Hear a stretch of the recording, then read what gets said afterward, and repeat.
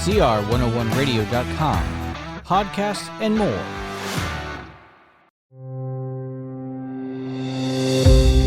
The Chalcedon Foundation presents From Renaissance, Humanism to the Reformation, Part 2, Part 15 of R.J. Rushdoony's lecture series, A Christian Survey of World History.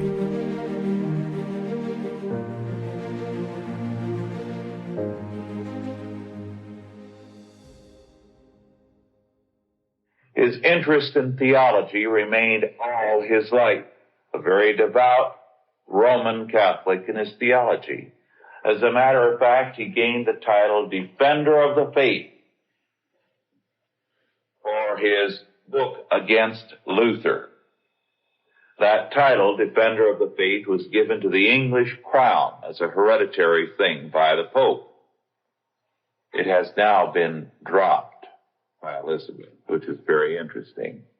You used to find the Latin abbreviation for a Defender of the Faith on many of the coins, including Canadian coins, until not too many years ago, but it's been dropped. Now, Henry's problem was this. He was brilliant. He was intelligent. He was a humanist, a Renaissance scholar. He had learned his lesson well. And what he realized was, I have all this power. I am the philosopher king. I can do as I please. There's no law that can bind me. It was Henry's very intelligence that took him the course that it did. Men of lesser intelligence would have been less ready to throw aside laws. Now, his father had been a hard money man who made England very, very wealthy with his emphasis on gold. Henry thought, well, if man makes laws and I can make any law I choose, why not copper coins with a little bit of gold washed on them to get by with the people? Of course, those coins began to wear out very quickly, and since with his image on them, the nose was that which was most prominent, the gold wash would wear off on the nose first, and so they began to call him, looking at those images, Old Copper Nose. He debauched the currency. And it wasn't until Queen Elizabeth's day when Gresham told Elizabeth what was wrong with the money and the economy of England that they went back to a hard money as a result of Gresham's advice, known now as Gresham's Law. It was not original with him, which is that bad money drives out good money. But because Henry had this power, he utilized it in every area. He did some things that were gross, that were brutal. But it was because this superb mind believed that now I can do as I please, and on the earth there is no one who has any right to oppose me, nor can. He did become a tyrant. The danger of Henry VIII is precisely the danger we have in our day. Men again are without faith. In fact, having far less faith than Henry. And the more intelligent the man in government who has this humanistic perspective, the more readily he will use power without any scruples. Now, Henry VIII, we are told, divorced Catherine in order to marry Anne Boleyn, with whom he was having a flaming affair. And this is why he got his divorce. This is not true. Anne Boleyn was probably only 7 years old when he filed for the divorce. The action took a number of years. It was not because he didn't love Catherine any longer, As a matter of fact, the one queen he perhaps loved right to her death was Catherine. Catherine was quite a remarkable woman. She had a neurotic streak which ran in the family. She was the daughter of Isabella of Spain, and her sister was known as Joanna the Mad, another queen. She was not mad. She was framed by her father, Ferdinand, who was a vicious, ugly character. That's another story. But there definitely was a neurotic streak in the family. She was extremely devout, and she was heavily used by her father, so that through her chaplain, who was being instructed by Ferdinand, and through various counselors and advisors, she was giving pro-Spanish ideas to Henry, so that more than once in foreign policy, Henry did things that were damaging to England to help out his father-in-law, who then would leave him in the lurch and betray him. But even then, Henry never lost his respect for Catherine, although she made a fool out of him more than once to please her father. The reason was this: Henry's father had not been a prince. He had gained the crown as a result of the long struggle, the civil war in England. There was a danger that there would be another civil war, a bitter struggle to gain power if there were no male heir. And so Henry felt, I've got to have a male heir. I've got to have one. And this was the issue that he presented to the Pope. He said, England is faced with great dangers. One of the dangers is that the Reformation can sneak in here from Germany. If I don't have a male heir, and if a civil war develops, Catherine is past the time for childbearing. Therefore, I need an annulment of the marriage to her so I can have a male heir. There's only a sickly daughter, Mary, and she was sickly, and she died after not too many years as queen. The Pope was sympathetic to Henry. He agreed with him, but there was a problem. Italy was run by Spain, and was the Spanish crown going to see one of the girls of the family set aside and not take it out on the Pope? So he had a practical problem. He said, I can't give you an annulment. They're right on my neck. And of course, finally, the sack of Rome did come about at a later date, worse than the one by the barbarians when Rome fell in 410 A.D. So the Pope's suggestion was, don't divorce her or have the marriage annulled. Just take a second wife. I'll make polygamy legal in your case. Well, Henry thought it over, and he didn't like the idea. He said, no, I don't want a polygamous marriage. I just want one woman, but I want a younger woman by whom I can have a son. Now, that was the real issue. And that's what he kept hoping for, a son that he could leave the realm to. Edward VI was born subsequently. I think of the fourth or fifth wife who died subsequently. But Edward also was a sickly child. The only healthy child of the three that he had was Elizabeth, who was quite vigorous. This, then, was the key to Henry's acts. He was not a sentimental fool. He who was going to tear the country apart because he loved a woman. This is the modern perspective, reading it back into history. He was concerned about the future of the kingdom, and he wanted a male heir. He did not want a reformation. Cranmer wanted it. This is why Henry VIII burned the Protestants during his reign as heretics, but he hung the Catholics as traitors.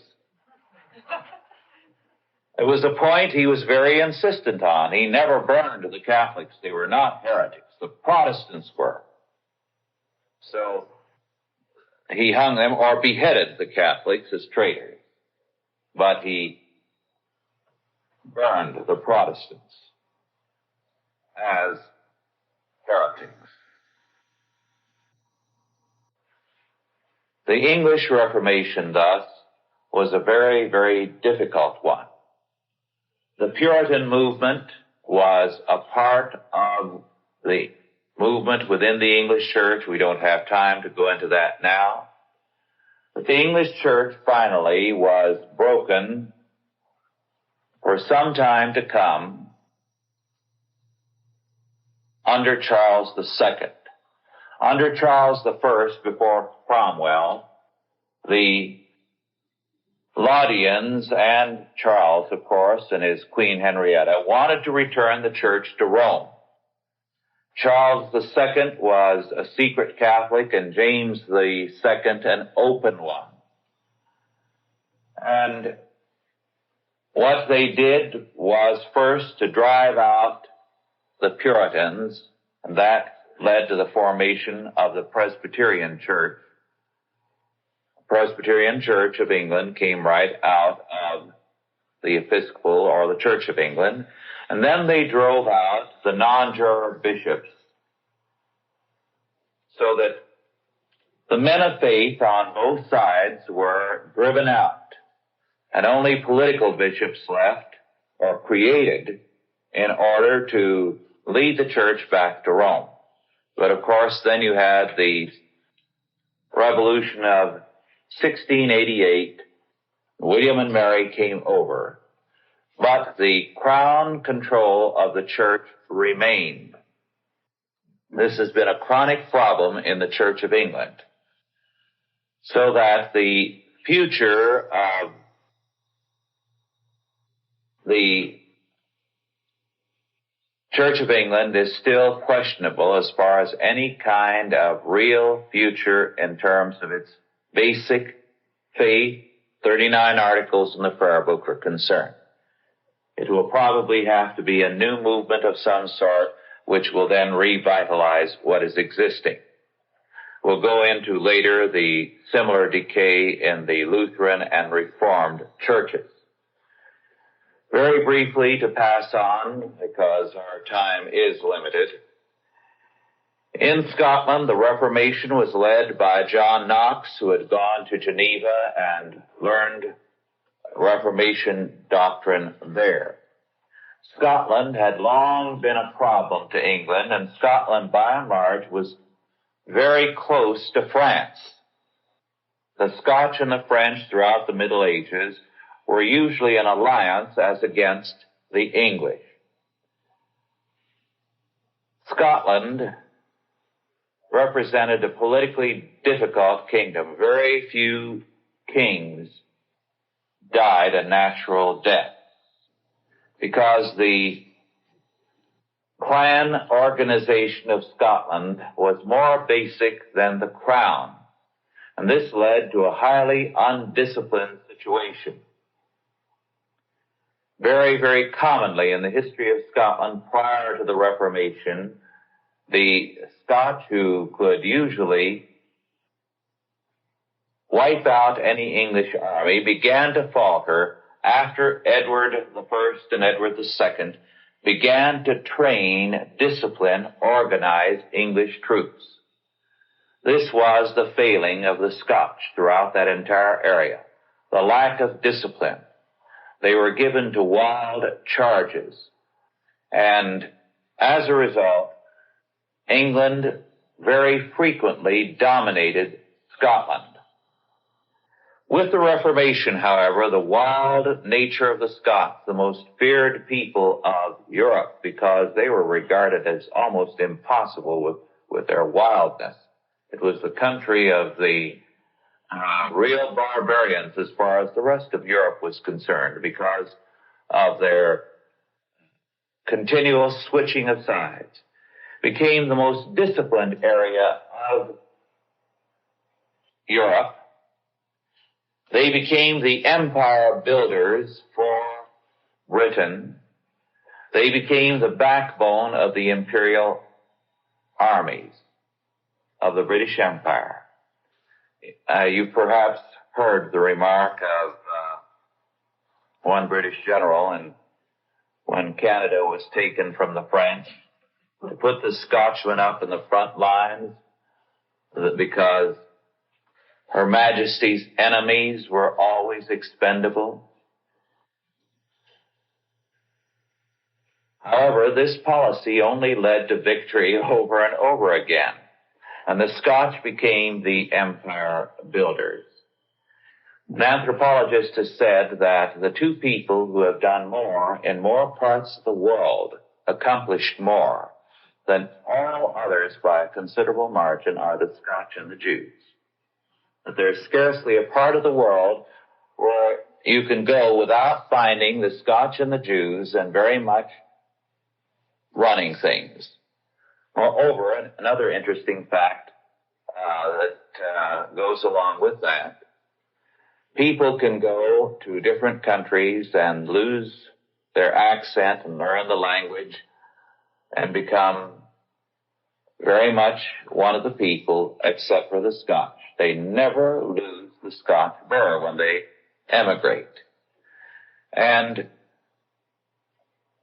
racially, anthropologists say the Scotch to this day have maintained their ancient Celtic distinctiveness. They have never fully become integrated, as it were, with any of the other peoples. Scottish history is a very, very remarkable and an interesting story.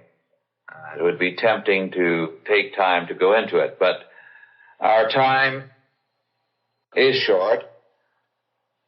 Let us go on now to the Counter-Reformation and the Council of Trent.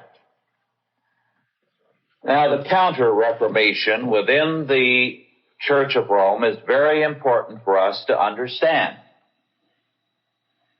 Why had the Reformation come about, and what was the problem? Well, as the medieval period developed, more and more within the Roman communion, alien doctrines began to creep in, against which, of course, the reformers protested. But even more, that which developed was the increasing power of the Vatican, so that you had both in church and state the development of the doctrine of divine right, the divine right of kings, the divine right of the popes or of the papacy, so that the popes progressively claimed to speak for God and to speak infallibly. Papal infallibility was a doctrine that developed in the medieval period. This papal power prevented grassroots reform during the medieval period progressively. Earlier, there had been all kinds of false doctrines that had crept in again and again and again. But repeatedly, there had been grassroots reform within the medieval church. Now it had been stifled. Let me say parenthetically, this is the problem in Protestantism today as well, is it not? Power has gone into the hands of general assemblies and denominational authorities or bishops and so on, not in the hands of the local church as it was in the early medieval period. And as a result, the possibility of reform has been stifled. It's been choked off. And this is why, just as with the Reformation, it had to be a movement outside the old church, again, reform will have to be outside the established structure of the church, because the control chokes off the possibility of inner reformation. Well, this is what the Vatican had done. It had choked off any possibility of reform. Its control was so thorough.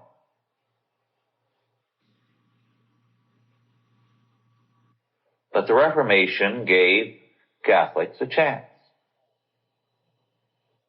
Because with Northern Europe and England and Scotland having gone with the Reformation, the Holy Roman Emperor could say to the Vatican, look, this is all because you've done nothing to bring about a reform.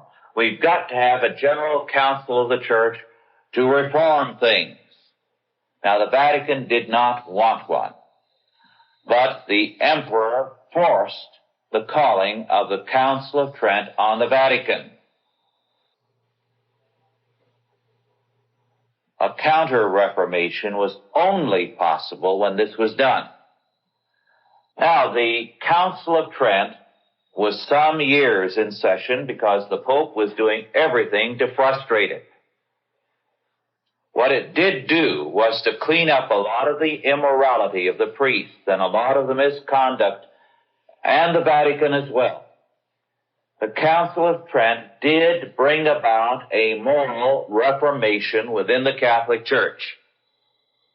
However, it established those dogmas that had grown up during the medieval period, so that it was not a return to the faith of the early church or to biblical faith. It was simply confirming the faith. But they did give priority to that faith over the Pope. In other words, what Trent emphatically said is that the faith, however wrongly they interpreted it, is prior to the Pope. As a result, the Vatican and the papacy declined in power from the Council of Trent to the time of Napoleon. What happened? Well, Napoleon destroyed the Emperor of Austria, who was the Holy Roman Emperor, Francis, the son of Maria Theresa, who didn't have the common sense that his mother did. He was a good man, but he lacked his mother's common sense.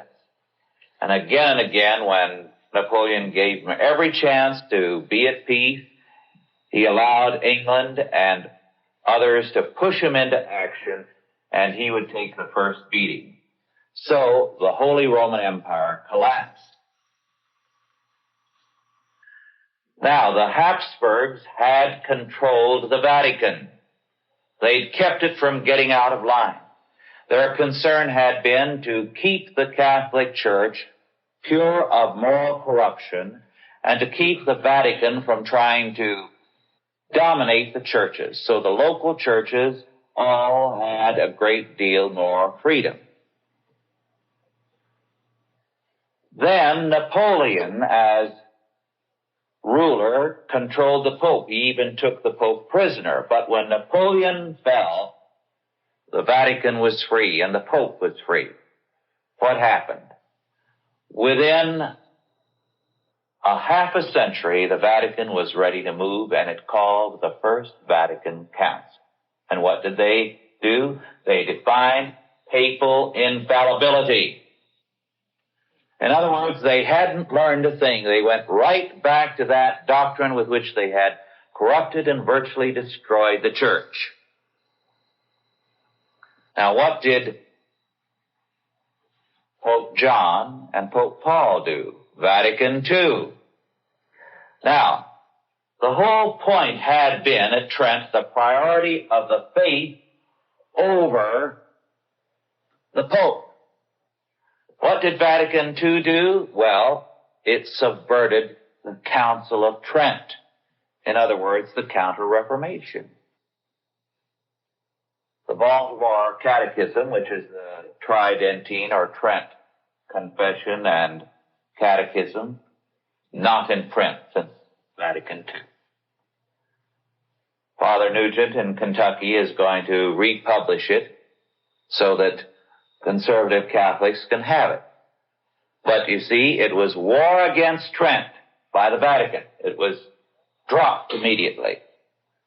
The Latin Mass expressed the theology and the faith of the Council of Trent. Now, to all practical intent, that is suppressed. The few priests who perform it are usually bootlegging it, and they are being threatened by bishops.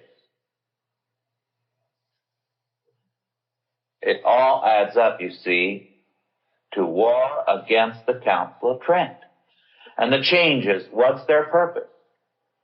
To subvert everything that a traditional Catholic has affirmed. But out of it all, you see, what will remain is loyalty to the Pope. And this is the issue that is being fought out in Catholic circles. You have to be loyal to the Pope, no matter what he says. This, then, is the direction that is now being taken. And, of course, loyalty to the Church, the same thesis that led to the Reformation, and which today Vatican II has in effect reaffirmed, and the Vatican is affirming. The various Protestant churches, Episcopal, Lutheran, Reformed, are emphasizing loyalty to the Church, not loyalty to the faith.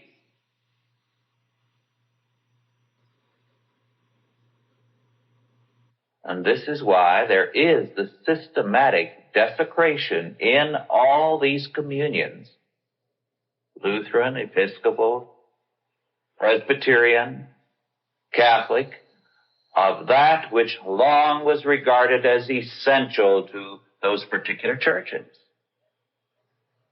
They're going to break them of any loyalty to that and replace it with loyalty to the Church. As a result, we must recognize that today we are again in the same position as the people in the years before Luther were. This time, the paganism goes deeper. The totalitarianism in our part of the world does not go as deep as it did then, but it may. And again, the hope is, first, that scholars working to make again the faith relevant to all of life may find among the people an answering response so that again there can be a true Reformation. And this is why the Christian school movement is important, because it can create that answering response in the hearts of the people of the years ahead. Let us bow our heads in prayer. Almighty God, our Heavenly Father, we give thanks unto Thee that Thou art on the throne. And we beseech Thee that now, again, as men desecrate Thy church, Thou wilt again revive Thy people as of old, and reestablish Thy church, and make again the supremacy of Thy word and of faith to be paramount in the hearts of people. Use us, we beseech Thee, to this purpose. In Jesus' name, amen. An announcement before we have our questions. We will not have a class next week because of Christmas, but we will meet 2 weeks from tonight and continue our study.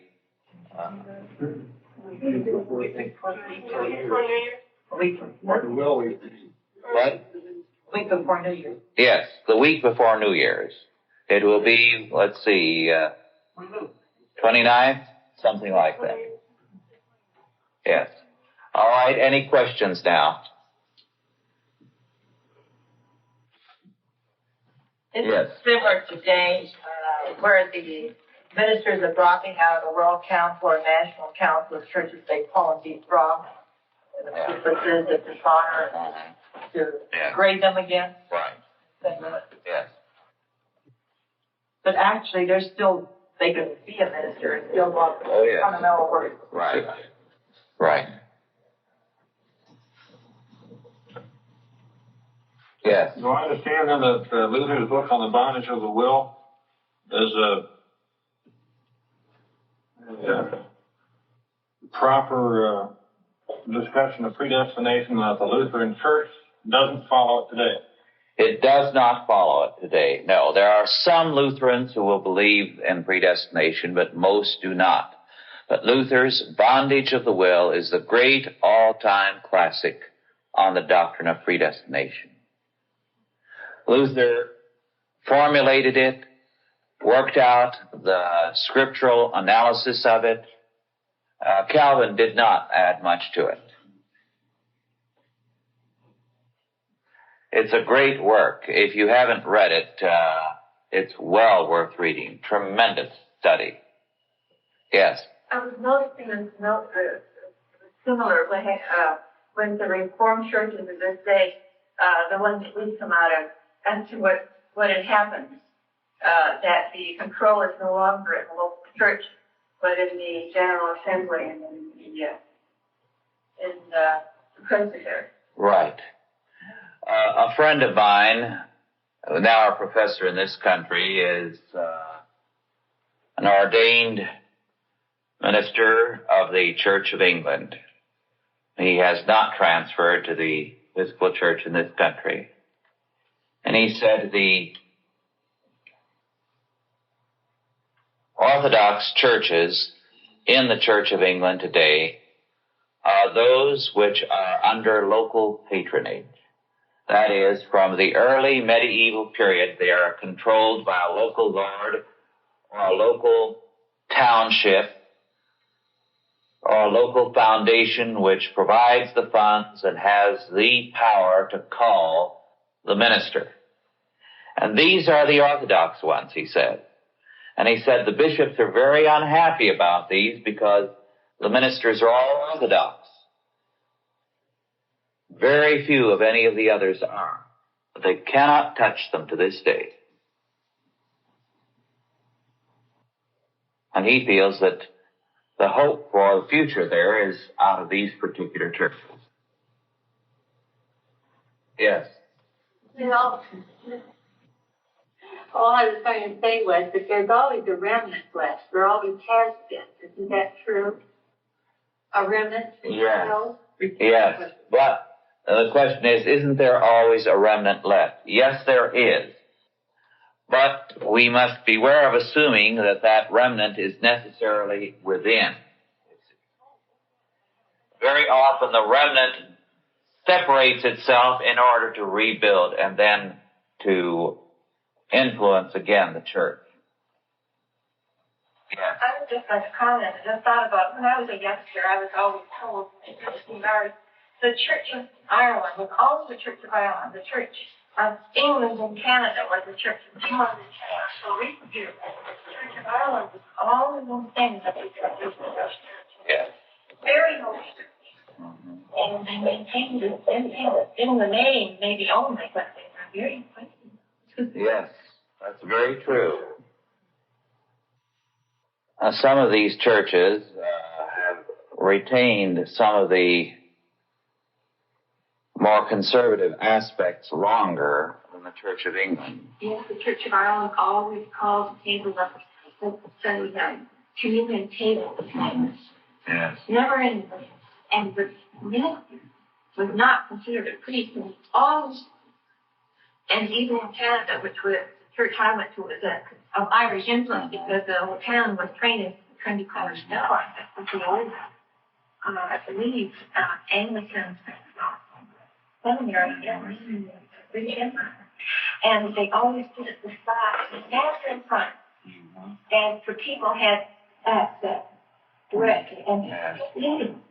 And today, of course, he stands before, and but they had open access to them. Yes. Well, for example, it was the Church of England and the Church in America that led the other Episcopal churches in dropping the Athanasian Creed and other things from the prayer book. So the others were far more conservative, and you can see it to this day in the Canadian prayer book, which is, yes. Yes. Oh, there was a picture of a man from Orcasian, and the front was the conflict between Sir Thomas More and Henry VIII. And would you comment on that? Yes, the question is about the play, The Man for All Seasons. I saw it in stage form rather than the movie, and it was a very beautiful, a very powerful story, except that it was not historically accurate. The moral point, of course, was sound. The point that was made there. But Thomas More, St. Thomas More as he is now called, was not being moved primarily by Christian considerations, but rather by humanistic ones. Thomas More was one of Henry's teachers as well as advisors. And he had both advised him against being too loyal to the Pope earlier and in favor of asserting his power more independently. Moreover, Thomas More was a communist to the core. He wrote Utopia. And Utopia is a vision of a communist society. He was, moreover, instead of being the fine, sensitive person that he's portrayed in the play, I think a very crude and coarse man. Thus, he, in his book, suggests that the best way to pick a wife is to examine her in the raw, in the nude. And so when Sir Thomas Roper said he was interested in marrying one of his girls and suggested the same policy, he took him into the bedroom where the girls were sleeping, and their nighties had come up under their armpits, so Thomas More just flipped back the bedding, and they were lying on their back, and they woke up and rolled over, so Thomas More had a look at both of them on both sides, and he reached over and slapped one in the fanny and said, "I'll take that one." And that's how the marriage was arranged. Now, the only reason Thomas More was made a saint and is magnified by Catholics today is for political reasons. Here was someone who fought against the English crown. You see, not for the right reasons. So let's make a saint of him, and very early he was promoted as an anti-royal step. If they really wanted someone who would qualify in terms of Catholic standards for piety and all, Henry VIII's first wife, Catherine, would have far more readily qualified. She was a woman who'd spend 4 to 6 hours on her knees in prayer every morning. And for years, Henry did it for her, with her, by the way, something very few people realize. And so it was a beautiful play, and I'm sure it was a beautiful picture. And the point was a sound one, that a man should stand in terms of the faith. And it is true that Thomas More said a number of very moving things during the trial and later, but he was good at that sort of thing. But basically in his writings, you see the man he is, and he was nothing. He was a rather contemptible character. Yes. Well, excuse me. It seems that from your analysis then, that the play and the picture was really a propaganda for anti-royalty. No, it's a part of the myth, and Catholics are convinced that if the church says a man is good and holy, he is. I read one book of the works of More with a preface by a couple of Catholics who kept saying, well, don't take him too seriously when he says this, and don't take him too seriously when he says that, as though the man wasn't telling us what he meant, when he was very emphatic about it, and he certainly wasn't kidding. He said what he meant, and he did have a vision of a communist order. He was an egghead par excellence, and like all eggheads, he felt life could be planned on paper, and the trouble with kings and politicians is that they don't follow the plans we have so wonderfully developed.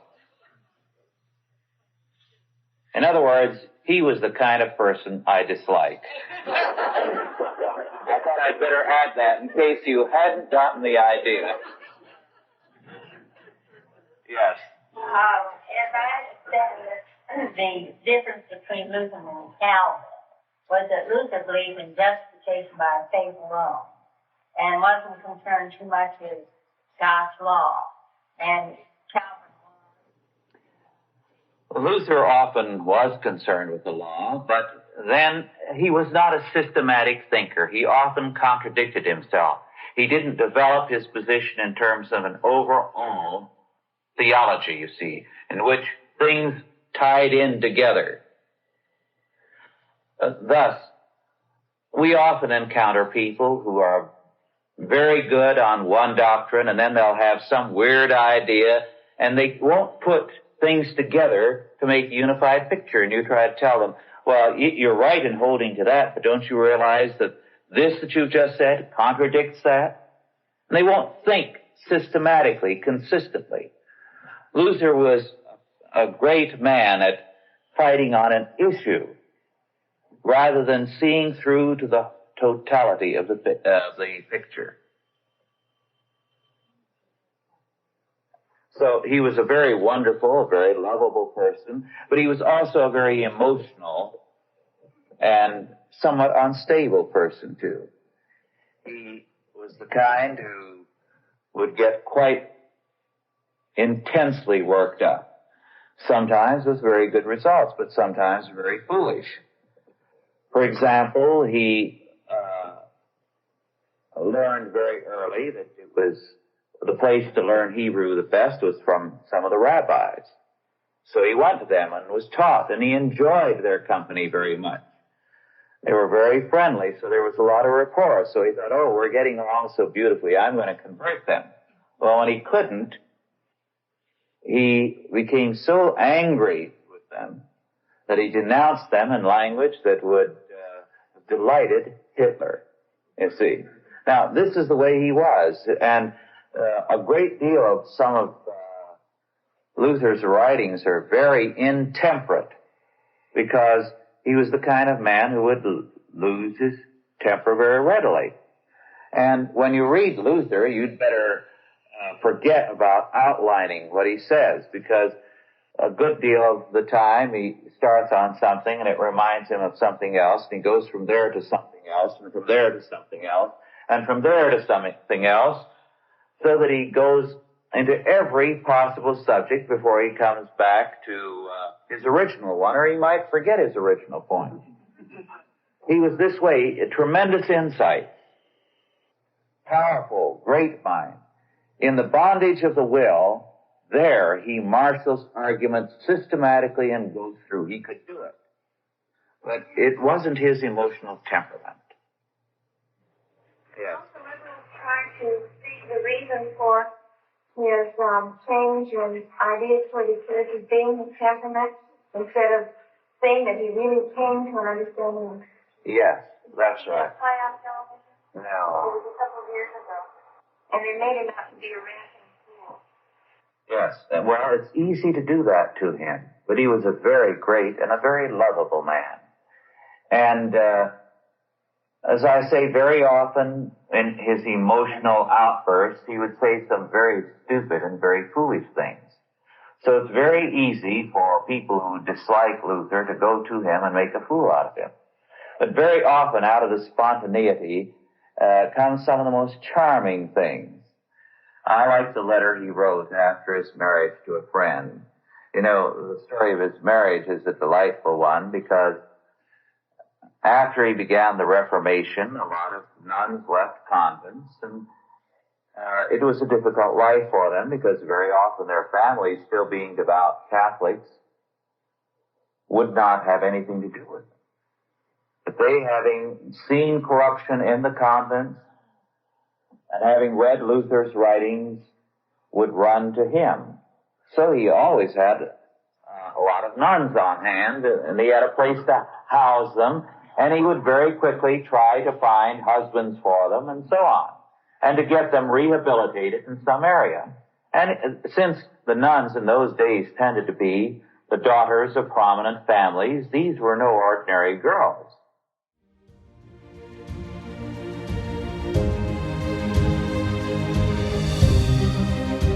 This has been a Chalcedon Foundation production, produced by Grace Community School and Nicene Covenant Church. If you enjoyed this lecture, be sure to visit chalcedon.edu for more lectures and series by R.J. Rushdoony and the Chalcedon Foundation.